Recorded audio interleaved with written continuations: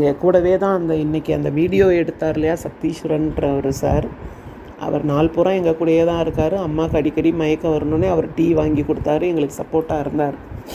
ஏன்னா இன்ஸ்பெக்டருக்காக நாங்கள் வெயிட் பண்ணிகிட்டு இருந்தோம் நடந்த விஷயங்களை சொல்கிறதுக்கு. ஆனால் கம்ப்ளைண்ட் எழுதி கொடுத்துட்டு வந்துட்டோம் வீட்டுக்கு. அன்றைக்கி நைட்டே வந்துட்டோம். இன்ஸ்பெக்டர் சார் 8:30 மணி போல் வந்தாங்க, வந்துட்டோம். அதுக்கப்புறம் நடந்த நிகழ்வுகள் எதுவுமே எனக்கு தெரியாது, என்ன நடந்ததுன்னு கூட தெரியாது. என்னை பொறுத்தளவுக்கு நான் அமைதியாக இருக்கேன்றக்காக நான் குற்றவாளி கிடையாது. அது கடவுளுக்கு தெரியும். எவ்வளவோ பேர் என் மேலே என்னென்னமோ வாரி இறைக்கிறீங்க. மீடியா கிடச்சிருச்சுன்னா என்னன்னாலும் பேசலான்ற மாதிரி ஆயிடுச்சு. சரி பரவாயில்ல, இது ஒரு சூழ்நிலையை கடவுள் எனக்கு என்னோடய மன உறுதி எவ்வளோன்னு சோதிக்கிறாருன்னு நான் நினச்சிக்கிறேன். எனக்கு என்னோடய வயதான தாயாரை நான் பராமரிச்சிட்ருக்க ஒரு கட்டாய சூழ்நிலையில் இருக்கேன். என்னவோ காலேஜில் நான் இன்றைக்கி லீவ் போட்ட மாதிரி ஒரு சில ஊடகங்கள் சொல்கிறாங்க. நான் கிட்டத்தட்ட காலேஜ் தொடங்கி ஒரே ஒரு நாள் தான் போனேன். 16ஆம் தேதி காலேஜ் ஓப்பன் பண்ணாங்க, ஜூன். இப்போ வரைக்குமே நான் அந்த ஒரு நாள் ஜாயின் பண்ணிவிட்டு என்னோடய தாய் கீழே விழுந்துட்டாங்க. அவங்களுக்கு கொஞ்சம் தலையில் அடிபட்டுது, கொஞ்சம் பேச்சு மூச்சு இல்லாமல் இருக்காங்க. பேச்சே இல்லை, பேசவே இல்லை. இப்போ தான் மெல்ல மெல்ல பேச ஆரம்பிச்சிருக்காங்க. ஸோ அந்த மாதிரி இருக்கிறனால அந்த ட்ரீட்மெண்ட்டுக்காக அவங்க கூட பேசி அவங்க எந்த ட்ரீட்மெண்ட்டுக்கும் பயப்படுவாங்க, வரமாட்டேன்பாங்க. அவங்க கூட இருக்கிறக்காக நான் என்னோடய உடல்நிலை ராத்திரி பகலாக அவங்கள கவனித்து ரொம்பவே பாதிக்கப்பட்டேன்.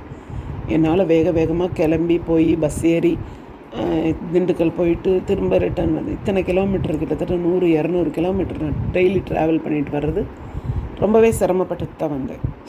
இருந்தாலும் நான் தாயை பராமரிக்கிற கட்டாயம், ஒரு குழந்தை போல் அவங்கள பராமரிக்கணும் சூழ்நிலை இருக்கிறனால நான் இதெல்லாம் ஏற்றுக்கிட்டேன். அவங்க பூர்வீக வீட்டில் இருக்கணும் அப்படிங்கிற ஒரே காரணத்துக்காக நான் எல்லாத்தையும் ஏற்றுக்கிட்டு இது என்னோடய பர்சனல் லைஃபுங்கிறது எவ்வளவோ துரோகிகளையும் துயரங்களையும் சந்தித்தது தான் என் பர்சனல் லைஃபு. இன்றைக்கி எல்லாம் மீடியாவில் பெருமையாக பேட்டி கொடுக்குறாங்க. அவங்களோட வாழ்க்கை வரலாறை திரும்பி பார்த்தாங்கன்னா அவங்க எவ்வளோ பெரிய மோசமானவங்கன்னு அவங்களுக்கே தெரியும், மனசாட்சின்னு ஒன்று இருந்தால்.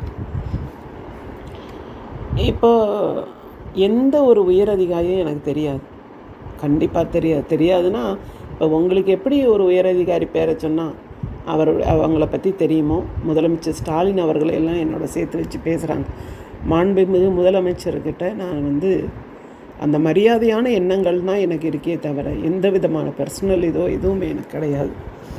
அவர் எல்லா மக்களுக்கும் நன்மைக்காக ஒரு முதலமைச்சர் அந்த பதவியில் என்ன இருக்குமோ அதை தான் அவர் இந்த அஜித் ஒரு மரணம் நடந்தப்பையும் அவர் உடனடியாக நடவடிக்கை எடுத்து எல்லாமே அவர் செஞ்சுட்டு வர்றார். அப்பேற்பட்ட மனிதரே அவர் தாயோடைய உணர்வுகளை மதித்து சாரி கேட்டாருன்னா நான் பல தடவை அவங்க அம்மாட்ட சாரி கேட்கணும், அவங்க அம்மாட்ட பல தடவை மன்னிப்பு கேட்கணும்.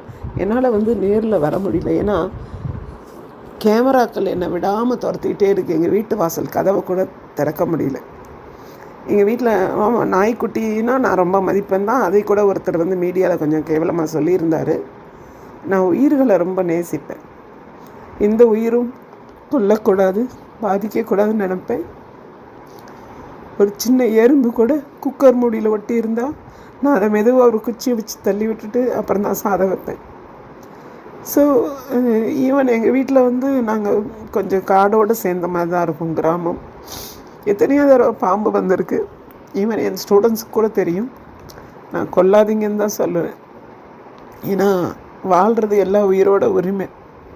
அழிக்கிறது நம்ம ஒரு 6th சென்ஸ் இருக்கிற ஹியூமனால் அழிக்கிறது நம்ம டாமினேஷன் கிடையாது. அது நான் பல தடவை நான் உறுதியாகவே சொல்லுவேன்.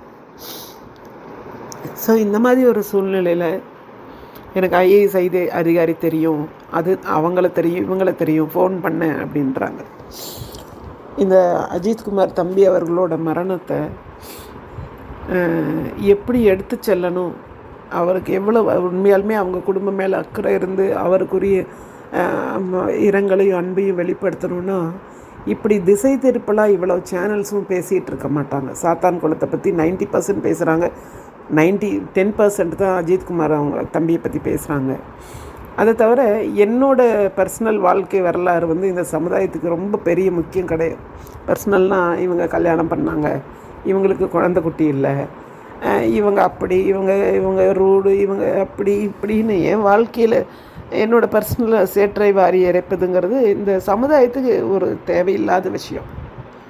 அவங்க இதனால் என்னத்தை தெரிஞ்சுக்க போகிறாங்க? நான் அவ்வளோ பெரிய ஆளும் கிடையாது, ரொம்ப சாதாரண மிடில் கிளாஸ் ஃபேமிலி. எங்கள் அப்பா ரொம்ப ஒரு நேர்மையான அதிகாரி.